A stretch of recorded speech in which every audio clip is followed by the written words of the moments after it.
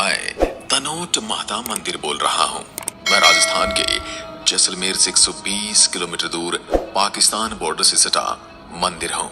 मैं वही मंदिर हूँ जिस पर पाकिस्तानियों ने 3000 से भी अधिक तोप के गोले दागे, फिर भी मेरा कुछ नहीं बिगाड़ सके।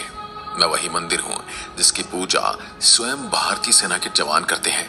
मेरे अंदर विराजमान देवी के चमत्कार से यहाँ के जवान आज दिन तक भी युद्ध नहीं हारे हैं। देश भर से श्रद्धालु यहाँ नतमस्तक होने आते हैं। मेरे यहाँ विराजमान देवी को तनोट राय मातेश्वरी के नाम से जाना जाता है। इन्हें हिंगलाज माता का अंश माना जाता है जो पाकिस्तान के बलूचिस्तान में स्थित है।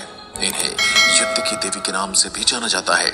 मैं वही हूँ जहाँ पाकिस्तानी ब्रिगेड ने दर्शन की अनुमति मांगी थी और जिसने यहाँ आकर छत्र चढ़ाया था। मैं वही मंदिर हूँ जहाँ मुगल बादशाह अकबर तक ने माथा टेका था। सदैव शौर्य और बलिदान की भूमि रहा है, साथ ही एक आस्था का केंद्र भी रहा है। यहाँ ऐसे कई चमत्कारी मंदिर हैं जो आपको सोचने पर मजबूर कर देते हैं। उसी में से एक नाम मेरा भी है।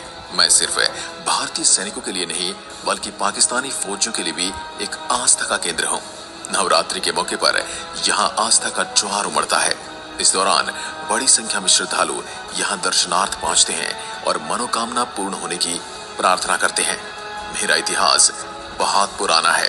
मैं जैसलमेर में स्थित हूँ, लेकिन मेरी स्थापना को लेकर एक पौराणिक कथा प्रचलित है।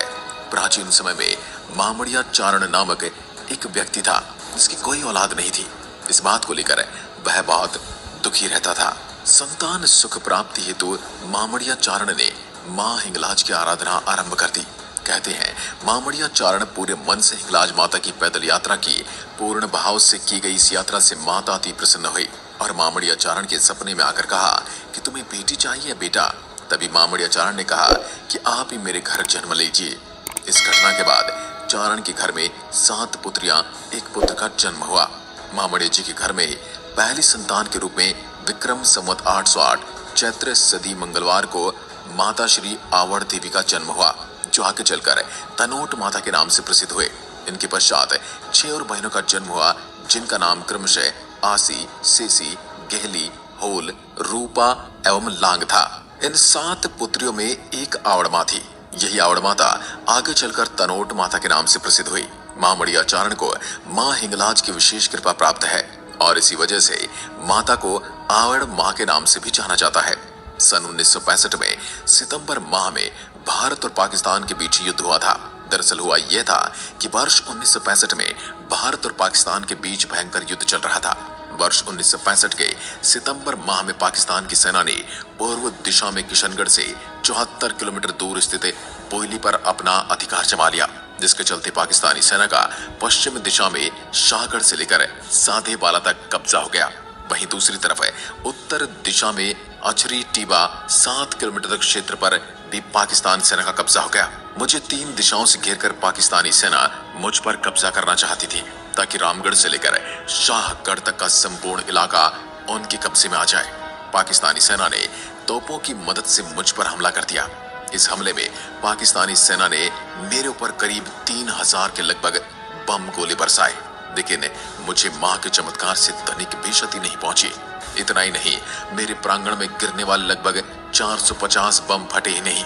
ये देखकर भारतीय सेना के साथ साथ पाकिस्तान के सैनिक भी आश्चर्यचकित रह गए। ये नजारा देखकर भारतीय सैनिक अति प्रसन्न हुए और उन्हें यकीन हो गया कि तनोट माता हमारे साथ है, जिससे उनका उत्साह और जोश दुगना हो गया।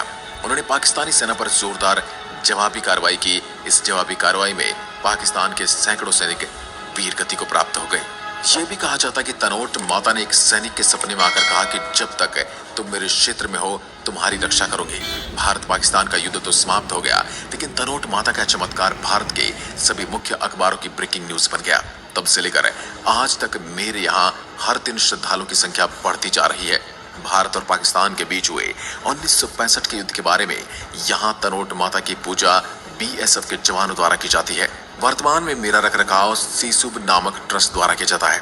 BSF वाले तनोट माता को अपनी आराध्य देवी मानते हैं। साथ ही मेरा रखरखाव भी BSF के जवानों द्वारा ही किया जाता है। 1965 के बाद वर्ष 1971 में भारत और पाकिस्तान के बीच एक और युद्ध हुआ। इस युद्ध के दौरान 4 दिसंबर 1971 की रात में पाकिस्तान के टैंक रेजिमेंट ने लोंगेवाला पर हमला किया। ये तनोट माता की त्रिपाठी जी सीमा सुरक्षा बल और पंजाब रेजिमेंट ने मिलकर पाकिस्तानी टैंक रेजिमेंट को धूल चटा दी। लोंगेवाला एक स्थान है जो पाकिस्तानी सीमा के समीप स्थित है। मैं भी इसके समीप हूँ।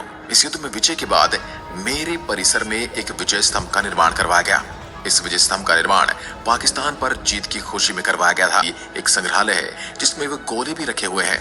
पुजारी भी सैनिक ही हैं। सुबह शाम आरती होती है। सुबह और शाम की आरती में श्रद्धालु बड़ी संख्या में हिस्सा लेते हैं। 1.25 घंटे लगातार चलने वाली आरती देखने लायक है। इस आरती का समय सुबह 6 बजे से शाम 7 बजे तक होता है। मेरे मुख्य प्रवेश द्वार पर एक रक्षक तैनात रहता है, लेकिन प्रवेश करने से किसी को रोका नहीं जाता। फोटो खींचने पर भी कोई पाबंदी नहीं है। मेरी ख्याति को हिंदी फिल्म बॉर्डर की पटकथा में भी शामिल किया गया था। दरअसल फिल्म 1965 युद्ध में लोंगेवाल पोस्ट पर पाकिस्तानी सेना के हमले पर बनी थी। 1965 के युद्ध में जब पाकिस्तान की तरफ से मेरे ऊपर बमों की बौछार की गई तो एक भी बम नहीं फूटा। ये चमत्कार देखकर पाकिस्तानी ब्रिगेडियर शाहनवाज खान आश्चर्यचकित हो गए।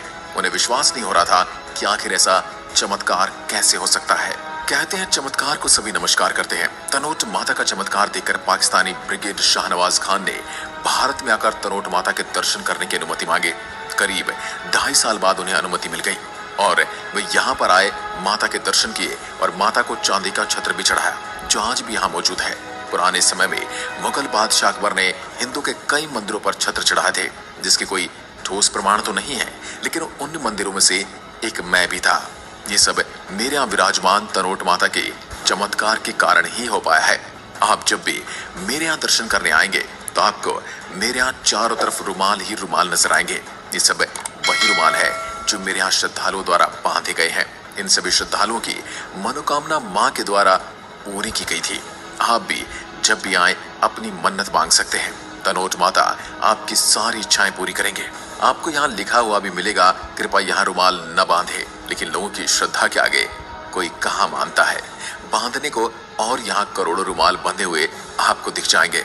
आप जब भी जैसलमेर यात्रा पर आए, राजस्थान की असली झलक देखने के लिए आए, तो मेरी यात्रा करें। यह आपको एक अलग ही देशभक्ति और श्रद्धा की झलक देखने को मिलेगी।